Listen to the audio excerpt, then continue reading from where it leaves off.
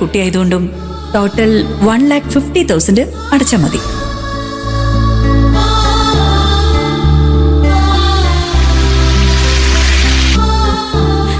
നിലമോളെ, എന്താ ചെയ്യുന്നേ? ഡ്രോയിങ് ചെയ്യാ.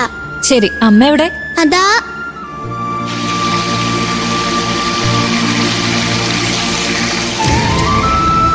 വിജി, പാല് തിളച്ചു പോകുന്ന പോലെ ശ്രദ്ധിക്കാതെ എന്താ ഇത്ര ആലോചന? ഞാനെന്തോ ആലോചനയില് ശ്രദ്ധിക്കാതെ വിട്ടുപോയി. അതെന്താന്നാ ചോദിച്ചേ? ഒന്നുമില്ല.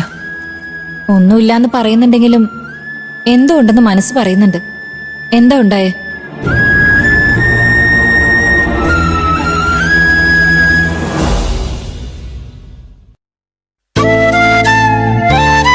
എന്താ മുഖം വല്ലാതിരിക്കുന്നെ? എന്തെങ്കിലും പ്രശ്നമുണ്ടോ? പ്രശ്നമായിട്ടൊന്നുമില്ല.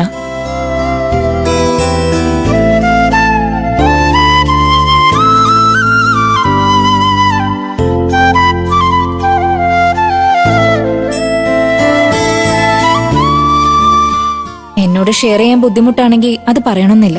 അയ്യോ, അങ്ങനെയൊന്നുമില്ല. നിലയുടെ സ്കൂളിന്റെ കാര്യം ആലോചിച്ചോണ്ടിരിക്കുവായിരുന്നു. അത് ശരിയാണല്ലോ. രാവിലെ സ്കൂളിൽ പോയില്ലായിരുന്നോ? നിലയ്ക്ക് അഡ്മിഷൻ കിട്ടിയോ അവിടെ? ചെയ്തിട്ടില്ല. എന്താ? ഞാൻ വിചാരിച്ച പോലെയല്ല, വേറെ മാതിരി അവിടുത്തെ കാര്യങ്ങള്. എന്താ അങ്ങനെ പറയാനുള്ളേ? ഫീസ് തന്നെ. ഞാൻ ആകെ 50,000 കയ്യിൽ കരുതിയിട്ടുള്ളൂ. അവിടെ ഡൊണേഷൻ അടക്കം 1,50,000 രൂപയാ ചോദിച്ചത്. ബാക്കി 1 ലക്ഷം കണ്ടെത്താൻ പറ്റാതെ വിഷമിച്ചിരിക്കാൻ ഞാൻ.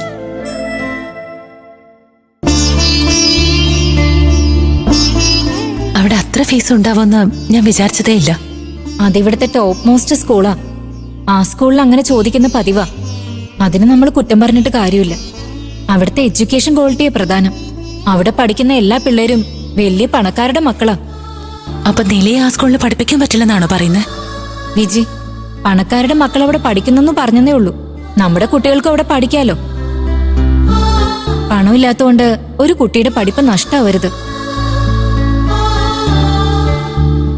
വിജി, എനിക്കറിയാവുന്നൊരു ഫൈനാൻസർ ഉണ്ട്. അയാളോട് ഞാനൊന്ന് ചോദിച്ചു നോക്കട്ടെ. എനിക്ക് ഒരുപാട് ഹെൽപ്പ് ചെയ്തിട്ടുള്ളതാ.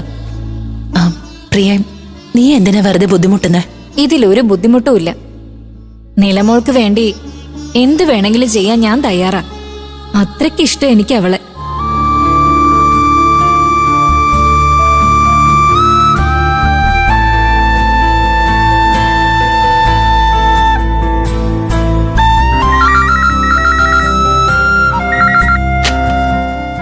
ഹലോ. ഞാൻ പ്രിയ സംസാരിക്കുന്നത്. സാറില്ലേ? സാറ് നാട്ടിലില്ല മാഡം. 2 ദിവസം കഴിഞ്ഞ് ഓഫീസിലേക്ക് വരൂ. അദ്ദേഹത്തോടൊരു പ്രധാനപ്പെട്ട കാര്യം പറയാനുണ്ട്. അദ്ദേഹത്തിന്റെ പേഴ്സണൽ നമ്പർ ഒന്ന് തരുമോ? സോറി മാഡം, അദ്ദേഹത്തിന്റെ അനുവാദമില്ലാതെ നമ്പർ കൊടുത്ത എന്നെ ആയിരിക്കും വഴക്ക് പറയുക. തെറ്റിദ്ധരിക്കരുത്. മാഡം ഒരു കാര്യം ചെയ്യൂ, 2 ദിവസം കഴിഞ്ഞ് നേരിട്ട് വന്ന് സംസാരിച്ചോളൂ. എന്നാ ശരി. Okay madam. എന്തായി? വിജി, ആ ഫൈനാൻസർ നാട്ടിലില്ല. നാളെ ഒരു ദിവസം കഴിയട്ടെ. മറ്റന്നാൾ നമുക്ക് രണ്ടുപേർക്ക് നേരെ ചെന്ന് അദ്ദേഹത്തോട് നേരിട്ട് ഹെൽപ്പ് ചോദിക്കാം. തീർച്ചയായിട്ടും ചെയ്യുമെന്ന് എനിക്ക് വിശ്വാസമുണ്ട്.